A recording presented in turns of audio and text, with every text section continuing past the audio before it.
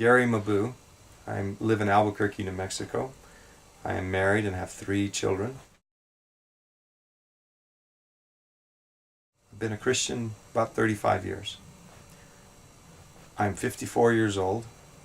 When I was 49 years old, I was looking around in taking a spiritual perspective of my life, and felt that I couldn't believe that that's all there was, and that's all I had done in those years of being a Christian.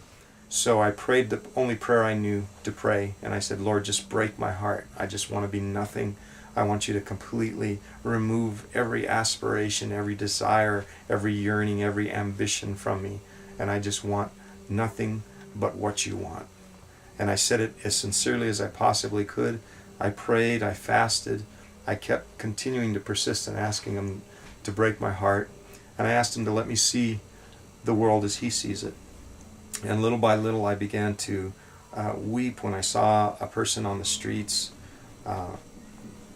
that was desperate. I'd watch the news and someone lost a child, and I would just start crying, and I realized, well, you know what? This is God answering that prayer. He is sharing his heart with me, and I'm seeing how he sees the world, and my heart is breaking, just like his heart is always broken. And I was reading a National Geographic magazine one day, and I was reading this article about 90 million orphans in the world, and reading all the details, and I just could not believe what I was reading, and I just felt the Holy Spirit just begin to weep through me, and tell me, look what you see here. And I said, well, I think that you're telling me that this is what you want me to do. These are my marching orders. So from that point on, I just began to, in every possible way, excel toward the enhancement of orphan children around the world and their gatekeepers, who are their mommies and daddies, and do everything I can just to bless their lives and to make them better. And every step that I take, it seems like the Lord is saying yes, and just pours into it. You had mentioned to me earlier that you own a couple businesses here in town, right? A furniture business. Mm-hmm. So this is something that, it's not something that you do full time.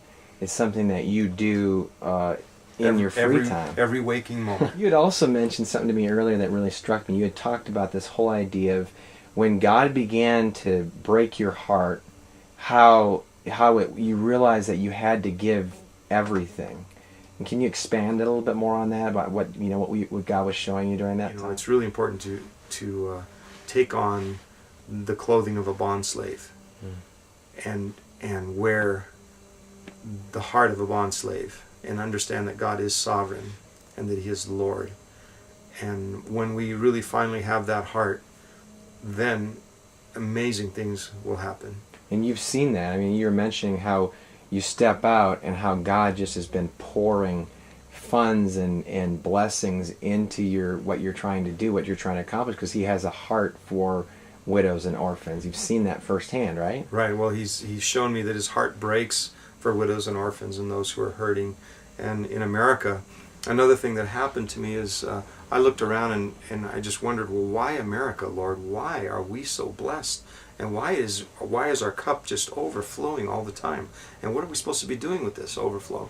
So I even did a pilgrimage to Plymouth Rock, and I read the book The Light and the Glory by David Wilkerson and David Manuel, and I got an understanding of the purpose of being an American. There is a divine spiritual purpose for anyone that is born or comes to this land. This land is here for a reason.